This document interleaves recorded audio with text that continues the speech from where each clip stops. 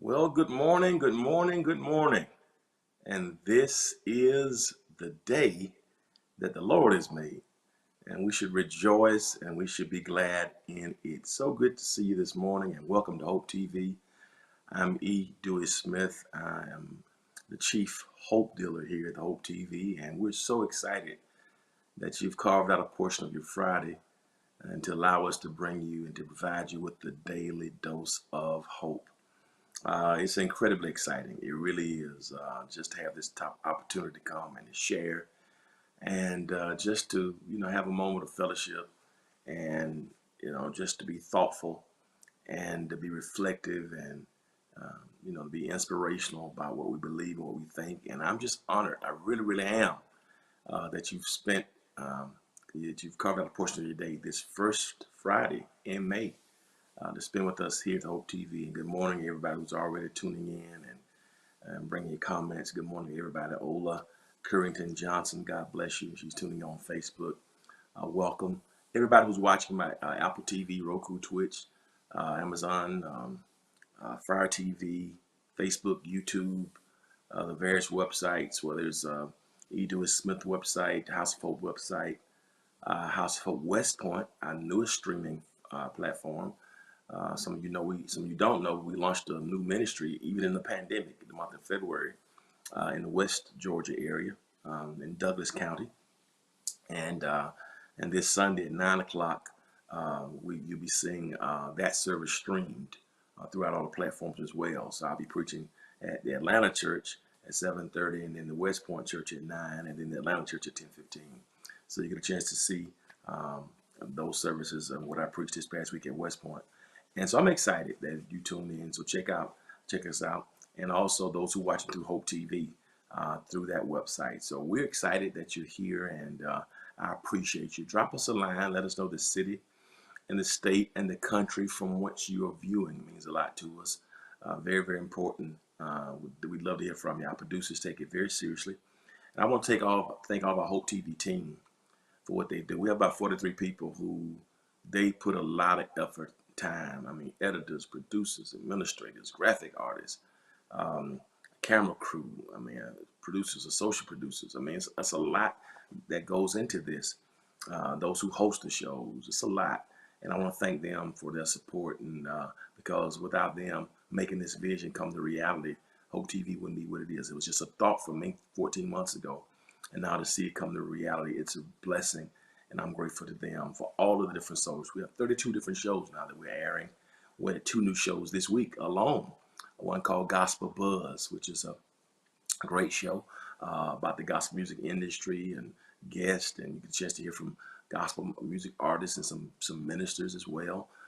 Very powerful. Listen to some music as well, and new music that's been released. Very powerful. We're glad to be airing that program. We also have another one, a wonderful show that I'm excited about. The different holy. We're trying to do holistic content.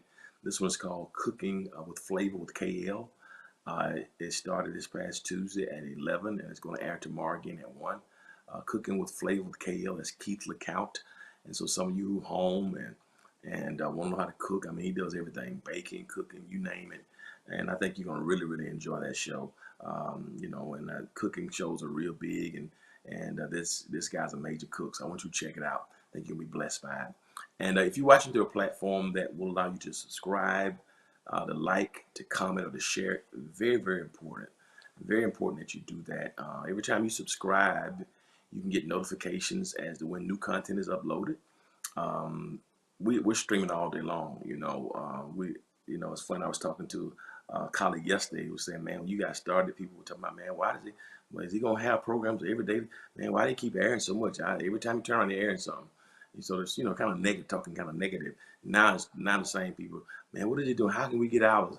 So you just never, you just got to follow the vision and stick with it. So if you want to get the notifications as when our content is uploaded, subscribe to those platforms and thank me later, because we got some great content that's being produced. Those like buttons help us with our algorithms, our social media engagements, as well as our impressions. When you like it, that's major for us, because it helps us to get into more platforms and helps us to be on a recommended list. Sometimes you're watching YouTube or something, you see other videos pop up. How does that happen? It's based on likes, it's based on trends. So it puts us in different types of territories when you like it. So hit the like button. Very, very important. Help us to spread this particular platform and the Hope TV. Your comments are preeminently important, particularly in times like these when I'm doing these types of teaching sessions. Those comments help us with our impressions as well. So comment, talk back to me. And then your share button, my goodness, what could we do with our share? Because when you share it, that really lets us get exponential growth opportunity. So share that link. Watch party, share. Share the website link, share the YouTube link, share the Facebook link, have a watch party, share it. Let people know that you got some good content that's coming on. And I certainly would thank you for that in advance. Now listen, I'm gonna get right into our lesson today. We've been in deeper dive. Good morning to you, Francis. Thank you so much. Thank you. God bless you. I appreciate those kind words, and thank you for your support. I'm excited about today, and I need y'all to ride with me today, because today is going to be kind of heavy. So I need you to ride with me today. And I've been talking about this for the last couple of weeks. We've been leading up to this. We're in deeper dive, and we're really doing what's called systematic theology. Some of you who've been to Bible college or seminary, or been some serious students of the Bible and theology. When I say systematic theology, you know what I'm talking about. When you go to seminary or attend a theological institution, you got whole degree programs in systematic theology. And so what I'm sharing with you today, and what I've been sharing for the last couple of weeks, are things that we would have in those classes. The only difference is we can only do so much in 30 or 40 minutes once a week, but the same kind of content, same kind of conversations. And every now and then on Fridays, I push it a little harder than others, because I want to make sure that it's practical and it's understood. Good morning to you, Tina. God bless you. And so I push a little hard sometimes, back up. So today is a very powerful conversation, and I'm going to just stay with me, because I'm going to be giving you a lot of information today. And don't be, don't be intimidated by it, or don't log it off because you don't think it's relevant. I think it's very relevant if we want to grow and go deeper. So this show is called A Deeper Dive. It's my podcast as well. So this is not morning dew, that's devotional, and that's more inspirational to build us up. This is Deeper Dive. This is inspirational, but also kind of scholastic and and thoughtful, and so a little deeper. And so I need your help today, because we're gonna go there today. All right. And we're gonna be here for a minute because I kept looking at it, and there's no way I could do this in one session. So I'm not going to try. We've been talking about the providence of God. Okay, we've been talking about the providence of God, really, probably for the past month and a half, probably, if not longer. The providence of God, and the providence of God. We gave you a general definition. It is simply God's. God is continually involved. That's simply what it means. And I'm not going to get happy right here. God is continually involved with all created things in a way that he keeps them existing. Lord Jesus. God is continually involved with all created things in a way that he keeps them existing and maintaining the properties with which he created them. All right? So providence is God's continual involvement. We looked at preservation. We looked at concurrence. We looked at three ways that God is continually involved. One was by preservation. One was by concurrence. And then now the theme, there's a sub-theme under this, is called government, how God governs. God is continually involved through concurrence. God is continually involved through preservation. But God is also continually involved through government. So the overall theme is the providence of God, but the sub-theme, I guess, today is govern. How does God govern? And we've been on government. How does God govern? We've been doing this probably last month. We've been on this maybe 2 months or so, the providence of God. And now, we talked about governance. We talked about providence. We talked about predestination. And I kind of teased this. Good to see you, Brenda Jordan. I kind of teased this a couple of weeks ago. And we talked about John Calvin. And we talked about predestination. We talked about Martin Luther. Okay, we talked about Martin Luther and the Reformation. I talked to you a little bit about John Calvin and Calvinism, how that relates to predestination. Now today we're gonna deal with an argument. We're gonna deal with some theological perspectives, right, about providence.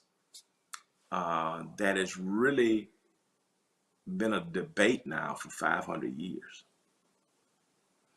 And it's going to make it relevant. It's going to be two schools of thought about how does God lead us, about how is God involved, about providence.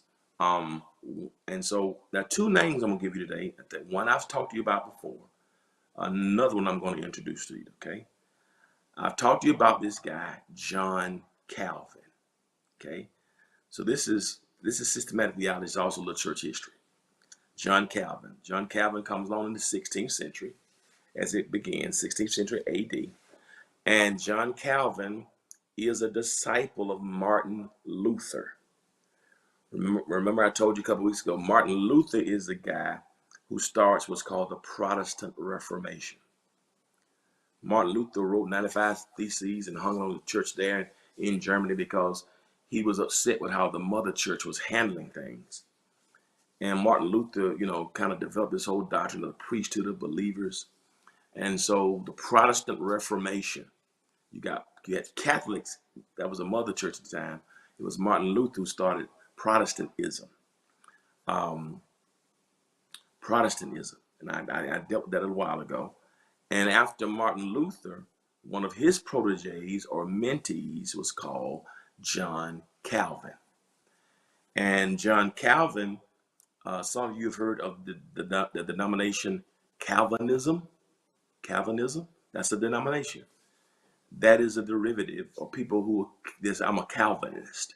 Today, you meet people like I'm a Baptist, I'm a Methodist, I'm a Pentecostal. You have some people say I'm a Calvinist. I'm a Calvinist. You also have people who say that I'm a Lutheran. I don't know if you've heard of these denominations. You don't just have Baptists and Methodists and Episcopalian and Church God in Christ, AME, CME. Those are denominations. But you also have what's called Lutherans, and you have Calvinist. And so the Lutherans come from Martin Luther. Calvinists come from John Calvin. Y'all with me so far? Now, John Calvin is also one of the leaders. Thank you. That's right. Thank you, Tasha. So John Calvin is one of the leaders of the Reformation period. And the Reformation is when they broke away from the Catholic Church. What really happened was Martin Luther got mad because they were doing a lot of things that were just off doctrine, where people felt they had to go to a priest to pray. In the Catholic Church in the early centuries, they would sell indulgences, which basically meant if you sinned, they had a whole list of prayers that you had to go and pray for you had to go pay for a particular prayer. They called selling indulgences. Martin Luther like, no, this ain't wrong. So he really talked about how some things were off doctrinally, and this whole concept of the priesthood of all believers, meaning now we can pray to God for ourselves, not having to pay the priest. All that came through the Reformation. It's called a Protestant Reformation. So you got Martin Luther was the first. Lutherans come from him. All right. Then after him, you got John Calvin. You got people today who are Calvinists. So if you check me out, you got people right now who are Lutherans and who are Calvinists, and they come from those gentlemen. They believe in what was espoused by Martin Luther and John Calvin. All right. Now hold on to that for a minute. John Calvin. All right. Disciple of Martin Luther, leader of the Reformation period. All right. But there's another name I'm going to introduce to you today that's very, very important. And this is Jacobus Arminius. Jacobus Arminius. Jacobus Arminius. Now, Jacobus Arminius actually comes on after John Calvin. When John Calvin dies, Jacobus Arminius is really like 4 years old. So he didn't know John Calvin. Calvin died in 1564. Jacobus Arminius comes along he's born in 1560, so the mid part of the 16th century AD, right? But here's what is interesting. Jacobus Arminius, when he matured, early on he was a Calvinist. So he followed the teachings of John Calvin. To be honest with you, John Calvin's son-in-law became his professor. So that's how Jacobus Arminius was connected to John Calvin. He was taught by John Calvin's son-in-law. So early on, he was a Calvinist. But then as he got older and he got involved in theology, he read through the book of Romans, and he came up with some different views that he disagreed with Calvin. And to this very day, family, this theology is affected in incredible ways. Even you and I, right now, many of us don't know this, but the positions that were argued and espoused by John Calvin and Jacobus Arminius affects all of us right now. Affects all of us right now to this very day. Almost 500 years later, right? We are still affected by what John Calvin taught and by what Jacobus Arminius taught. Y'all ready? Y'all ready to ride? All right. Now, so here is the issue. There are the two topics we're going to discuss today. One is called Calvinism. The other is called Arminianism. All right? Are y'all with me here? So you got Calvinism on one side, Arminianism on the other side. And you might not think these words, some of you might be totally disinterested. You might not think this has nothing to do with you and your belief system. Yes, it does. I'm going to show you how. Even to this day, even though these gentlemen have been dead 500 years, Arminius, to this very day, 400 years from me, to this very day, we're still going back and forth and debating their positions. Now let me jump right in. Let's talk about Calvinism. All right, right quick. Calvinism centers on the supreme sovereignty of God. And here's a word we talked about a couple weeks ago. I told you I was going to come and get this: predestination.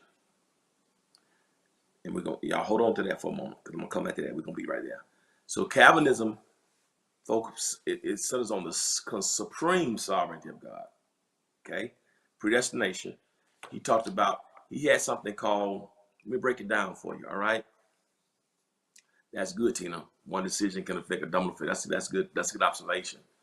Basically, Calvinism, you can kind of, in seminary, they gave us what's called the tulip acrostic. Tulip. Should have put that on the screen. Um, that kind of explains Calvin's position. Tulip. You know, a little flower, the tulip, TULIP. I'm glad they did that because that's how I kind of got through college, memorizing stuff like that. Tulip. John Calvin's position is, if you understand the word tulip, remember that word tulip as an acrostic, and it's really right there. And I should have put it on the screen for you. Tulip. You see, first of all, it is total depravity. T, that's the acrostic. Total depravity. That human beings, that mankind, that womankind, were totally depraved. That's two. That's the T part of that acrostic. I'm going to deal with that more in a couple weeks. So T, totally depraved. Then there's U, unconditional election. T, total depravity. U, unconditional election. Then there's an L, limited atonement. Now, don't worry about these right now because I'm going to break every one of these down. I'm just giving you foundation now. Total depravity, unconditional election, limited atonement. Then you got the I, irresistible grace. I'm going to show you how this is very deep. I'm laying out for you now. Irresistible grace. Then you got P, the perseverance of the saints. Please, I'm going to be talking about this on the next couple of weeks. The tulip acrostic. So whenever you see John Calvin, just remember tulip. You know, Calvin likes tulips. Calvin bought his wife tulips. Calvin bought his daughter's tulips. This tulip, total depravity, unconditional election, limited atonement, irresistible grace, perseverance of the saints. That's basically the gist of Calvinism. But I got to break that down for you as we go through the next couple of weeks. I'm going to break some of it down for you today. That's tulip. Now, Arminianism is different. Even though Jacobus Arminius used to be Calvinist, he switched later on. He disagreed with some things Calvin taught, and I'm going to share with you why it's so deep. We don't hear a lot about Arminius now. Many of us don't hear a lot about Arminianism now. A lot of us hear more about Calvinism or Lutheranism, but Arminianism is deep, all right? And I'm going to share with you why. Now, what Arminianism does, it emphasizes, check this out, conditional election based on God's foreknowledge, man's free will through prevenient grace to incorporate God with atonement, Christ's universal atonement, resistible grace, and salvation. I'm gonna give you these right now because Calvin is more popular, really, to be honest with you. And he's more popular, but just because he's more popular does not mean he's more powerful. Let me share with you why. That's Arminianism. Okay. Now today, you got it. Tulip. Yeah. Tulip. Without the S. TULIP. Total depravity, unconditional election, limited atonement, irresistible grace, perseverance. TULIP. Tulip. That's John Calvin. Now, Arminianism is heavy, and I need to talk to you about it. We need to go deeper. Here is why. Because Arminianism affects denominations and what we believe. I share with you why. All right. For instance, Methodists and Nazarenes, they are Arminian. When you study Methodism and John Wesley, who was one of the founders of John Wesley is the guy who started the Methodist Church. John Wesley, he and his brother Charles Wesley. If you study Methodism, John Wesley. And you also have people called Wesleyans, but John Wesley is the guy. So all Methodist churches, whether it's United Methodist, whether it's AME, Zion, CME, Methodism, and Nazarenes, all are Arminian, not Calvinist. Okay? Then you got Presbyterians. Presbyterians are what they call Reformed, or that's like Calvinist, right? So you got Calvinism, which is Arminian, but the argument now is called Reformed. It's got Reformed, and you got Arminianism. All right. But let me share with you why this is very deep. Arminianism, the Arminian view, it's deep because those of us, my father was a Baptist. My mother came from Apostolic Overcoming Holiness Church. I was a Church of God in Christ musician. So I'm hodgepodge, right? But you will find amongst Baptists, Episcopalians, Lutherans, and Churches of Christ, you find both views amongst them. There is no consensus, really. Um, I would say that it's a mixed bag. Some of our beliefs are Calvin. Some of us may believe more on the Calvinist side. Some of us more on the Arminian side in terms of our beliefs. Pentecostals are more Arminian. They're amongst that for the most part they're exclusively Arminian. But amongst Baptists, it depends on who you're listening to in terms of what they believe in. Episcopalians, and you'll find both views among Baptists, Episcopalians. And here's the funny thing: you'll find some Arminian Lutherans, which really is fascinating, because when you say Lutheran, that means that means Martin Luther. Well, Martin Luther and John Calvin were together, right? But it's funny how you got Lutherans who are more Arminian than they are Calvinists, but yet Calvinism and Lutheranism, they were connected. But you got Arminianism amongst Lutherans as well. So Baptists, Episcopalians, Lutherans, Churches of Christ, you find both views. Most Pentecostals, they're more Arminian. All right? I hope this is good for y'all. I'm trying to break it down for you. Now you're saying, okay, Pastor, this is good. Now you're telling me, so if I was amazed, some of you who are watching who are Baptist, who are Methodist, you probably never heard of Jacobus Arminius. What does that mean, Arminian? Or somebody who's Baptist, what do you mean Arminian? Jacobus Arminian? What do you mean? What kind of view did he have? These are theological views. If I'm a Pentecostal, what do you mean by Arminian? I'm going to share with them. I'm glad you asked that question. All right. Now let me break it down for you. Y'all ready? Next slide, please. Here's a gist of Arminianism. Y'all stay with me now. Listen very carefully. Arminianism, here's what it teaches.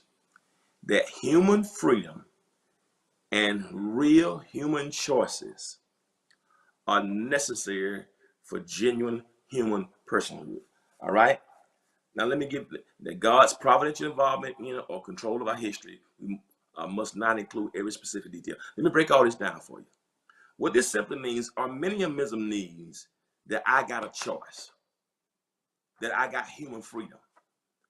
That if I don't have human choice and human freedom, I'm not a real person. Now, here's why that is interesting, because it goes against Calvinism. Calvinism basically says everything is already determined. I'm going to hit that in a minute. That everything about you is already predetermined, and then you can do about it. Forget your choice. Grace is irresistible, and then you can do about it. That's why I gave you that TULIP, the TULIP. One of the things was irresistible grace, that you can't resist it. That whatever's going to be, then you can do. Okay? Arminianism says, hold up. So you trying to tell me that my whole life has been determined and my choice ain't real? I don't have no human freedoms? That everything about my life has already been put on me by God? That I'm not real? Arminianism says, well, if I don't have choice or freedom, I'm not a person. I'm a robot. Arminianism says I can believe in God. I can believe that God is involved and God is in control. But that doesn't mean that God controls every specific detail that happens to me. Arminianism says, okay, I believe in God's providence, but God didn't control this shirt I put on this morning. I believe in God's providence, but when I brushed my teeth this morning, when I was in Publix or Kroger, wherever you shop, that God didn't say, thou shalt use Crest, thou shalt use baking soda. Yeah, that when you wanted to date somebody, thou shalt date them. Thou shalt get your hair cut this way. Thou shalt buy this car. Thou shalt download this music. That every detail about our lives, and that's really what the Calvinism says. I'm gonna come back to that in a moment. Arminianism says, hold up a minute. I can believe that God is providential and involved, but that doesn't mean that every specific detail event that happens is because God did it. Arminianism says I have freedom, I have choice. Arminianism looks at when, even the Bible says, whosoever will, let him come. Arminianism says that's human choice. The day you hear his voice, harden not your heart. Arminianism says God gives us a choice. Behold, I stand at the door and knock. If any man hear my voice and come in, I will come in. Come unto me, all you that labor and heavy laden, I'll give you rest. That's Arminianism. right? That's Arminian, meaning that we have choice, we have freedom. Doesn't mean what Arminianism says is God is providential, God is sovereign, but at the same time, we have a human choice and human freedoms. And that sometimes what God will do is sometimes God will respond to our human choices and our actions, and so that it'll come about where it can accomplish his ultimate purpose in the world. So Arminianism says we got human freedom, we got human. Arminianism, let me put it this way. Arminianism says you can believe that God is providentially involved and believe in human choice at the same time. Arminianism says I can believe that God saves the world, but God gives me the choice to decide on whether I'm saved. That God ain't gonna force me to be saved. That if I'm saved, it is because I have decided. We sing a song, I have decided to make Jesus my choice. That's really Arminianism. Calvinists would say you didn't make the decision was made for you. Are y'all getting this? Are y'all hearing me? So Calvinism said it's an unconditional election. It was made for you. You don't decide. You can't choose grace. It's irresistible. Calvinism says before you came here, your election was already determined, and your choice has nothing to do with it. The Arminian thought says, hold up, no. We're not robots. We're a real person, and having real personhood, we have real freedoms. We can make necessary choices, and that God does not determine every detail of our lives. But what God can do is respond to our human choices and actions and decisions, and God can make it come out where His purposes can be accomplished. Are y'all with me? So that's what the Arminian thought is. All right. Let me give you a couple more things on Arminianism right quick, because I know I'm just introducing this today. All right. Y'all with me? I'm doing okay. Y'all with me so far? Y'all holler at me. Let me know if y'all getting this, because I know maybe y'all talk to me if you can. All right. Next slide, please. So Arminianism says this: every discrete particle, object, or person isn't a part of God's specific plan. What does that mean by that? Last night I watched the Lakers and the Clippers. Well, what was it? AD got hurt, LeBron hurt. I'm just so sick of the Lakers, and I want to cuss at the TV last night. Y'all pray for me. Arminianism says that I had a choice whether or not I want to cuss at the Lakers last night on TV. God did not preordain that on May the 7th, that E. Dewey Smith would feel like cussing at the Lakers last night as they were getting lambasted and just demolished by the Clippers. God didn't preordain that last night Anthony Davis would hurt his ankle. That wasn't a part of God's plan, y'all. Okay, be quiet, Emmanuel. Don't you start this, Emmanuel. Don't you start. I'm talking about predestination, and you starting, Emmanuel. Get out. I rebuke that spirit. I rebuke that. Get your mouth right, Emmanuel. So, Arminianism says God wasn't concerned when you chose to watch the Lakers and the Clippers last night. That ain't had nothing to do with God. That wasn't the eternal plan of God. God's specific plan did not involve whether you're gonna watch the Hawks play against the Suns. So Arminianism says the Arminian view is every discrete particle, object, person isn't a part of God's plan. It wasn't God's plan for you to give a guy your phone number or you to date child in the 12th grade. God didn't predetermine who's gonna take you to your junior prom. God got much bigger things to do than decide who you went to the prom with, and what you gonna use your uncle car or your daddy car. That's not. You had a choice. What color you were gonna wear. So the Arminian view. Are you listening? That's what Arminian. Also, the Arminian view means that God's will cannot include evil. See, here's the problem with Calvinism. I'm gonna get to that in a moment. Calvinism says if everything is already predetermined before we got here, then that means our choices to sin or our choices to do evil were predetermined by God. Now I wish we could not. Now part of that sound good, because now because I believe that I can say, well, Lord, it ain't my fault. I'm a Calvinist. It ain't my fault. I seen you determined this way back then. And good thing we got this on many view because if it wasn't, we'd be blaming God for everything, right? So while Calvinist says everything was predetermined, unconditional election, already chosen, which means every detail is already determined. Arminianism says no, hold up. The Arminian view says no, no, no. If you're saying that, what you're saying is God's will is evil. They said no, no, no. God's will isn't evil. And here's another thing the Arminians say: God's will isn't always done. Now, here's why it's important. Because a lot of us think God's will gonna always be done. Not necessarily. It wasn't God's will for Adam and Eve to fall in the garden. It wasn't God's will, right? That wasn't God's will. That was not what God desires. Calvinists would say God planned that. Arminian would say God didn't plan that. Adam had choice, but God knew that. Are we making sense? Are y'all hearing the difference? See, I'm glad. See, here's the problem. Every time you cuss somebody out or want to cuss somebody out, that God didn't plan that before you got here, y'all. That's really what the Reform view says. So Arminian says God's will cannot include evil because God does not design evil. You know, the book of James, let no man say when he was tempted by that he's tempted by God, he's tempted of evil because God don't tempt us with evil.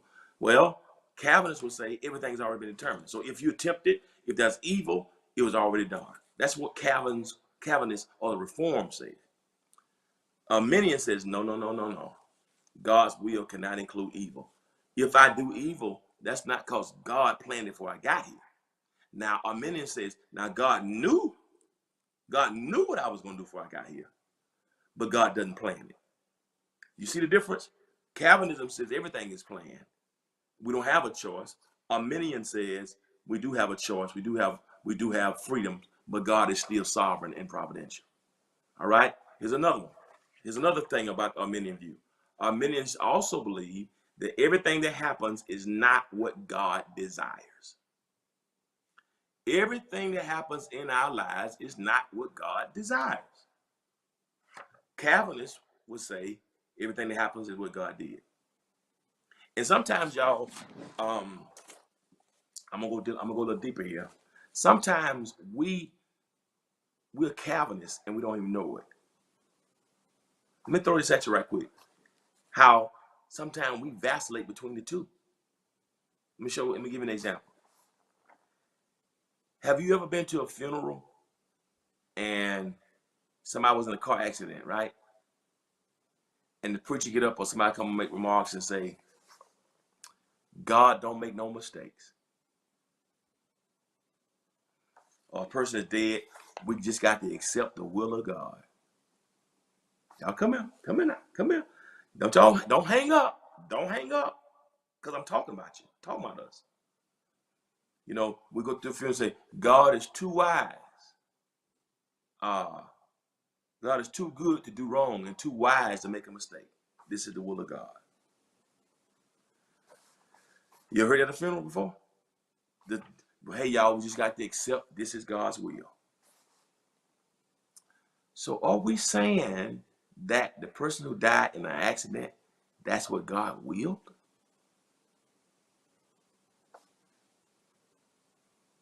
Did God plan way back then for this person to die in a car accident? And that was God's will. Or mass shooting, 20 people get killed. Hey, y'all, we just got to accept the will of God. So are you telling me that these 20 people that got shot, these kids that got shot in the school down in Florida or Columbine or Newtown, you trying to tell me that was the will of God? God is too good to do wrong. God is too wise to make a mistake. So are you saying to me that God willed that a mass shooter get AR-15 rifles and go into school and go into church and shoot up everybody? Do you not? Now y'all gonna start putting it, right? Some of us have heard it. Some of us have said this is the will of God. Are we saying that every time somebody dies like that, that was the will of God?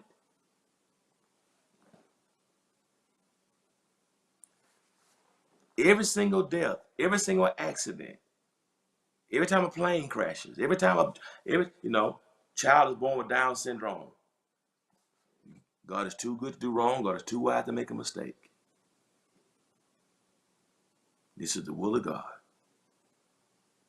So you mean to tell me that every single thing that happens, good and bad, God predetermined it way back then? So the drunk driver that's got drunk and hit somebody and killed a family, God is too good to do wrong. God is too wise to make a mistake. That's more Calvinist. I don't believe. Okay, let me come back in here. Are y'all good? Are y'all good? Well, this is good to me. I love this kind of stuff. Do y'all see the differences? Okay, so put that last slide back up there. Good to see you, Ramon Walker. So here's what I believe. Here's what I believe. What? Okay, let me give our minute before I get into my belief. Look at that last one. Good morning, Raymond Walker. Hey, sir, good to see you. Everything that happens is not what God desires. That's what Arminians teach. Every single thing that happens in your life is not what God desires. But that's not what Calvinism teaches. My heart got broken. Oh, God wanted it. I got fired. Oh, God wanted it. My house caught on fire. Oh, that's what God wanted. Oh, my spouse died. Oh, that's what God wanted. Oh, my little brother died. He was 28. That's what God wanted. No. Arminianism says everything that happens is not what God desires. Calvinism says if it happens, it's because God fixed it that way back then. You see what I mean by sometimes people can have two different views. How we can bring in a hodgepodge, like we believe a little of that. But I want you to know where it came from. Okay? Let me go right quick to let me y'all get. Do I got time to do one more thing? Because this is gonna be, we're gonna be here for the next probably month. It's gonna be deep. I need y'all to stay with me. Let me go to the first slide about. Let me come. I was trying to find a good way to do this, and I researched and I'm gonna give you a comparison. I was able to pull this one online that had them side by side, so it made it easier for me to do it like this. It was pretty good. Let me give you a side by side comparison between Calvinism versus Arminianism. Y'all ready? All right. Thank you. That's what I wanted. Now we're gonna compare them right quick, okay? And as I compare these, I want you to think about what you believe, your belief system. Because what you're going to find out is, man, I'm more Calvinist when it comes to this, or I'm more Arminian. And I'm going to show you these things are very different, and why we need to know why we believe what we believe, because some of us don't even know why we believe what we believe, but I want us to dissect it. Okay? Y'all please share this link with somebody. This is good stuff, okay? This ain't fake it till you make it or you got haters. I'm sick of sermons about haters. I want to go deep. Help me understand my theology, all right? So here is Calvinism versus Arminianism. All right, put that M on Arminianism, please, unless it's too big on the screen. Need to be an M on that Arminian. Yeah. No, the first slide. Go back the first one. Go back to the comparison. No, the very first one you had up there. Compare the beliefs. Yeah. You see at the very top. It needs to be an M on that end of the Arminian, if you can. You see it? All right, let me go. I just saw, yeah, I want for people taking notes. All right. Compare beliefs of Calvinism versus Arminianism. It needs to be an M on the very end. SM. Yeah, thank you. That's what I want. Thank you. My beliefs is off the chain, baby. Good God Almighty. Off the chain. Go ahead on with your bad self. All right, Arminianism. This is a lot. Are y'all with me? Let's break it down. All right, let's break it down. We're gonna break it down. I'm gonna give you the belief. I'm gonna give you a subject, and then we're gonna compare. Okay, what is God's sovereignty? Okay, here's God's sovereignty. The sovereignty of God is the belief that God is in complete control over everything that happens in the universe. Sovereignty. God is in control. God can do what God wants when He wants. Everything that happens, God is over it. He is supreme, and His will is the final cause of all things. Y'all ready? Y'all ready? Now, y'all ready? Now, so God's sovereignty. God is in control. God can do what he wants, when he wants, how he wants to do it. That's God's sovereignty. Don't need your vote, don't need your preaching. That God is sovereign. God is in control, right? But there are two different perspectives on sovereignty. First is Calvinism. Let's look at Calvinism. How does Calvinists view sovereignty? Now check it out. In Calvinist thinking, God's sovereignty is unconditional, unlimited, and absolute. All right? God's sovereignty is unconditional, unlimited, and absolute. Now that sounds good when you first hear it. Okay, God, yeah, I agree with that. God got unconditional, unlimited, absolute. Now here's where it gets interesting. So many of you might not have no problem with that first sentence. Like, okay, it's cool. I can believe that. I'm Calvinist. Here's where you got to watch it. Calvinists also believe all things are predetermined by the good pleasure of God's will. Hold it. Slow down. Don't run through that. Don't run through that. Don't fast read this. Slow down. Chill. Stop. Whoa. Red light. Stop sign. Period. Please. Listen to me and read. Reading is fundamental. R-E-A-D. Very important. That second sentence is where it gets tricky. All things are predetermined by the good pleasure of God's will. So God foreknew because of his own planning. That's where it gets deep. All things are predetermined by the good pleasure of God's will. All things? All things. That means who go to heaven? Already God chosen. God determined it by his will. Where you gonna work? Who you gonna marry? All things. If you're gonna put red streaks in your hair or get a purple wig. All things. What kind of car you gonna buy? You went and bought the car you bought that Honda because God did it. God woke you up and said, go get a Honda. You were pre-wired. What color you gonna get? What color interior is gonna be? Everything was predetermined. Unconditionally. That every aspect of your life, everything's gonna happen. Everything's gonna happen. Predetermined by his will. What you gonna wear today? Were you gonna eat Fruit Loops or Raisin Bran? Were you gonna have a banana? It was predetermined. God determined for some of us to be fat.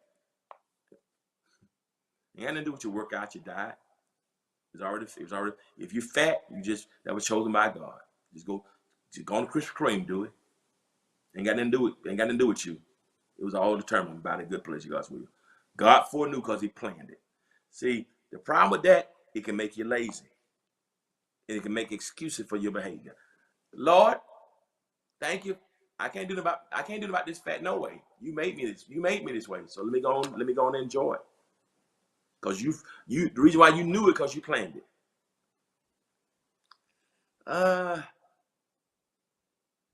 So if you believe that everything is predetermined, if you believe that everything is predetermined by the good pleasure of his own will, then why pray? Why am I praying if everything is already predetermined? Why am I worshiping? What you fasting for? Fasting for what? Praying for what? If it's already predetermined, what's the purpose of fasting and prayer? Am I making sense? If it's already predetermined, then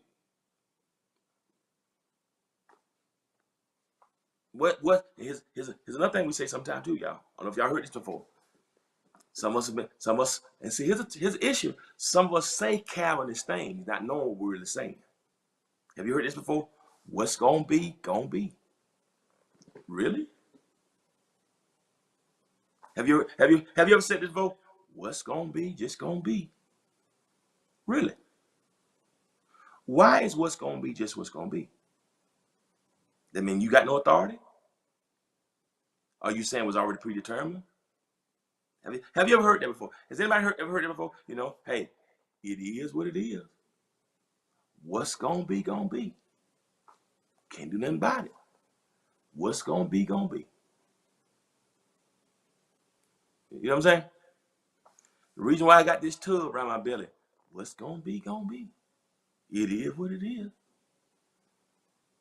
Do it while you're trying to eat a smoothie for again for breakfast or lunch with spinach and kale, with ginger and banana.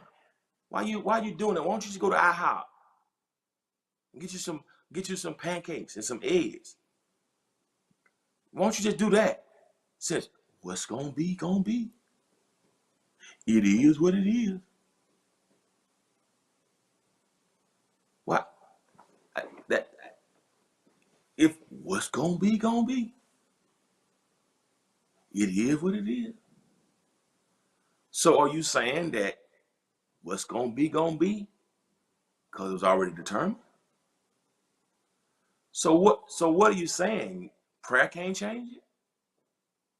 What are you saying? You have no choice in the matter?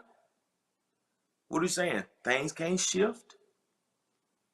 What are you saying? I thought he gave us keys to the kingdom. And whatever we bind on earth shall be bound in heaven. And whatever we loose in earth shall. I thought that we said. So here's the question.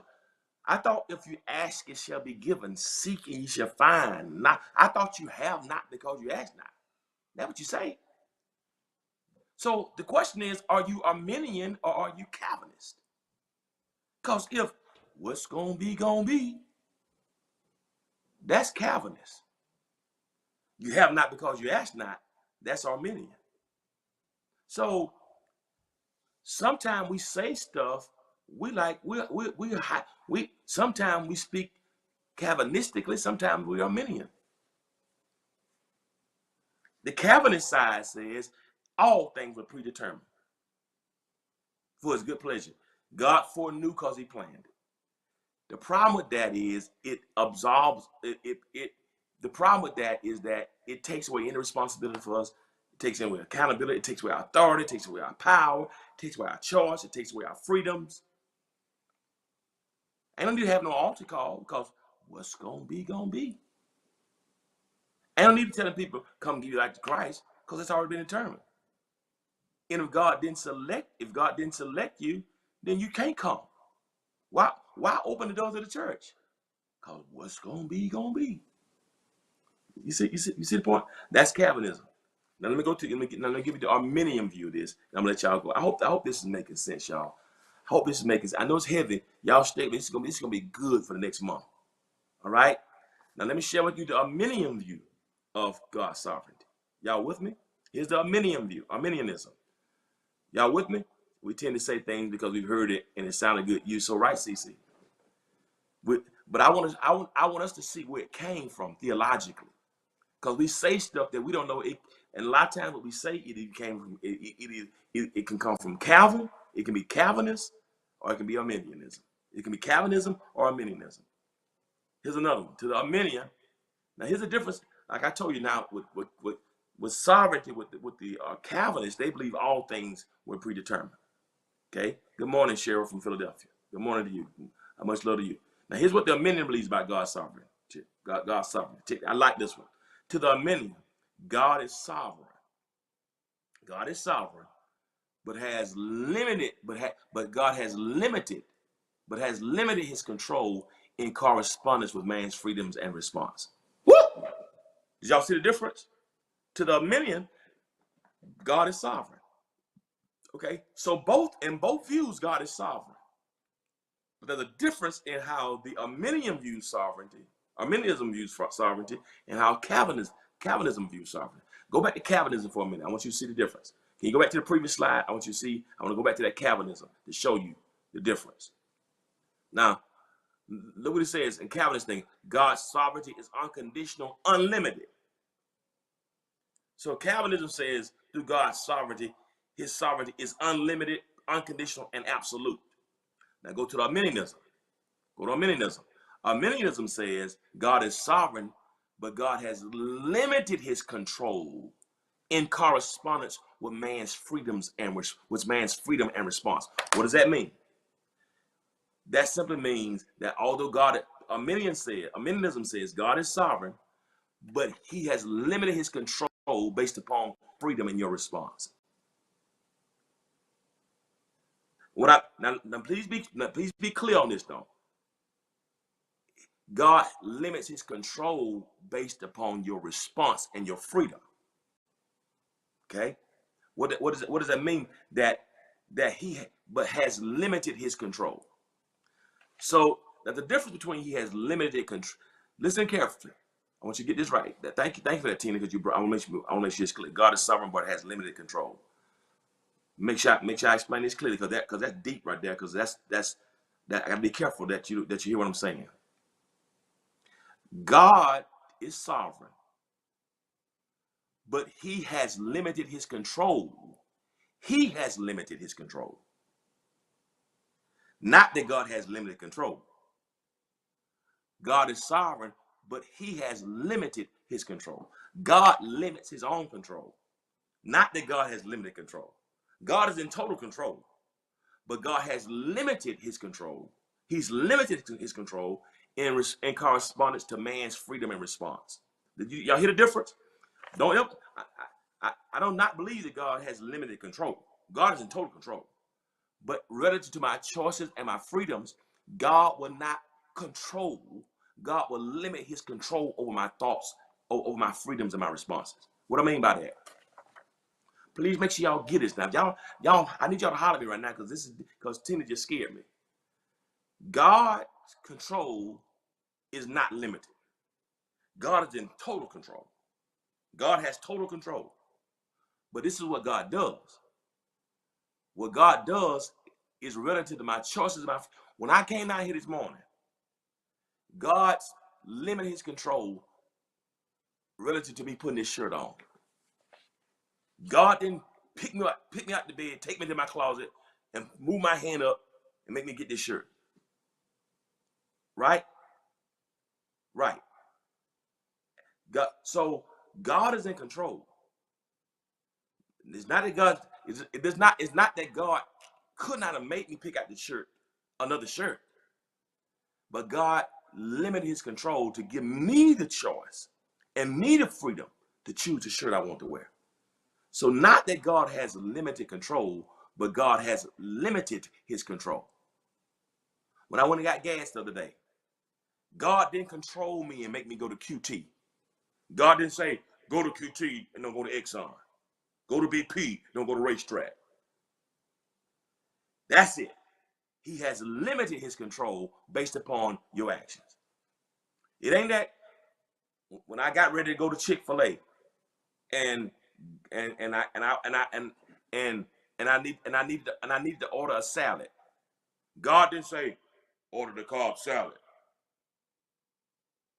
God didn't do that. God gave me the choice to order the Cobb salad. Right? If that was the case, every time I want to get a milkshake, or so when I want to go to Krispy Kreme, right? When I'm riding, I see the Hot 99 Santa.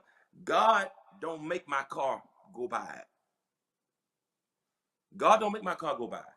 God limits his control, and if I want to put up in Krispy Kreme to get that stuff that ain't no good for me, God will let me do that. Even though it may not. See, so God ain't gonna make that choice for me. He limits his control. Now, is he still in control of my car? In control of me? Yes, he is.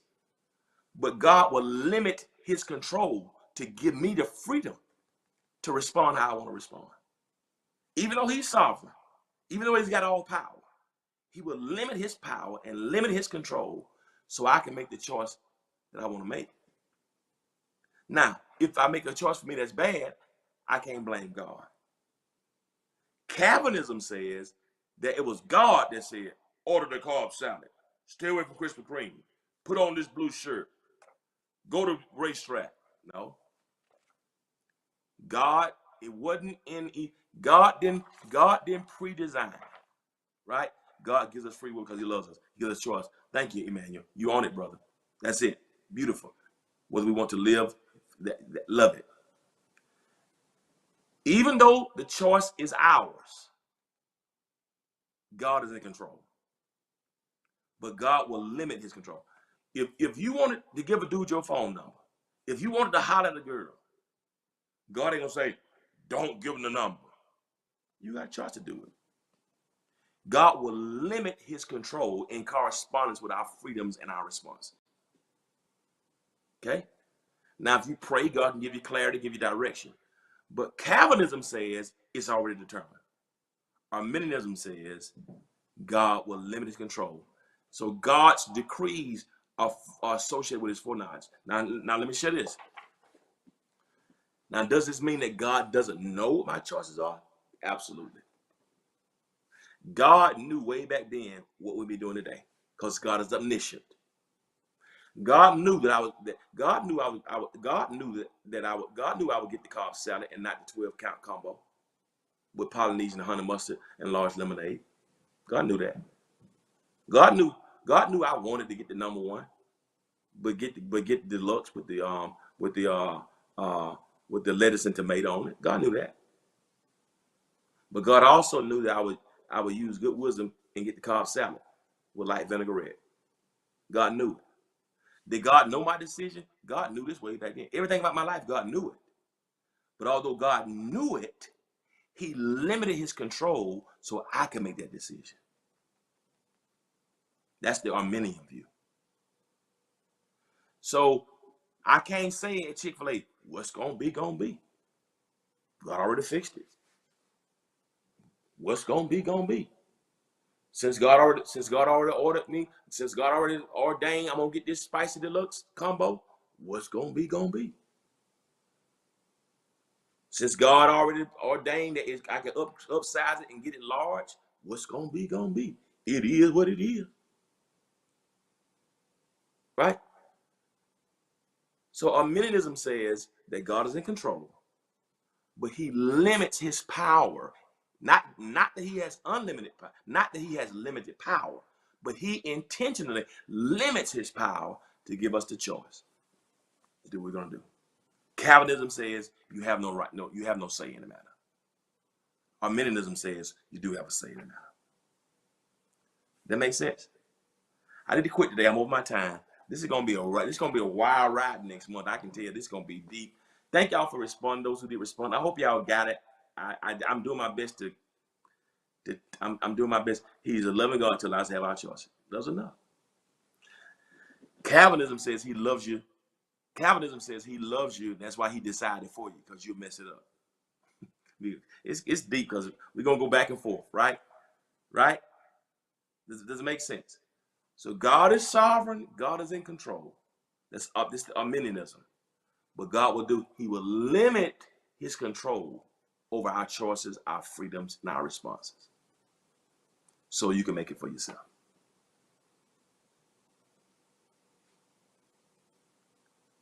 We'll talk more. Y'all please log on. Please don't stay away next Friday because it's going to get deeper. I promise I'm going to do better. It's just hard for me to teach this and not seeing your faces to see, are you getting it? Do you have questions? It's hard. It's because it's heavy. I want to make sure it's clear. It's got to be crystal clear. So we're talking about Arminianism versus Calvinism. And you can check this out. You can Google what I'm saying. Everything I'm telling you is systematic theology. I hope y'all got it. And because sometimes we can be Calvinists and not even know it. Sometimes we sound like we're Arminian. Sometimes we sound like we're Calvinists.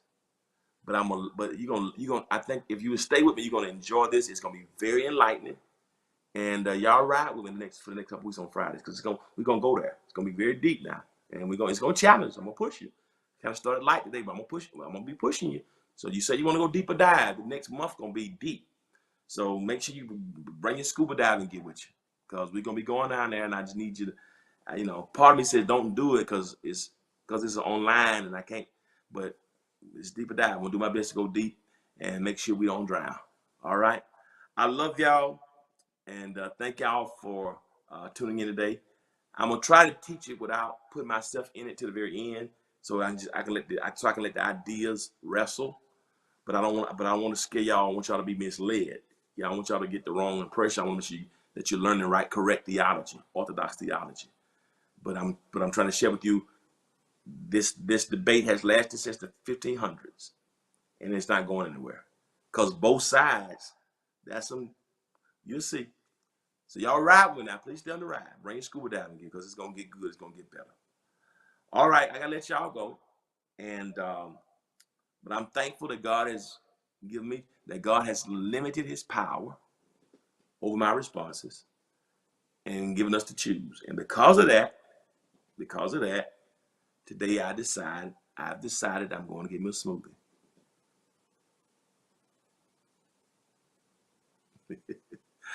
I'll see y'all next time. We'll be back tonight, 11 o'clock for Friday Night Live. I hope y'all have a blessed day. I enjoyed this.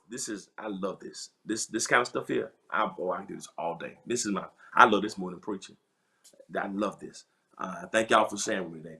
Gotta let y'all go, but as always, remember this: if you'll be good to God, God will be good to you. Till next time, peace.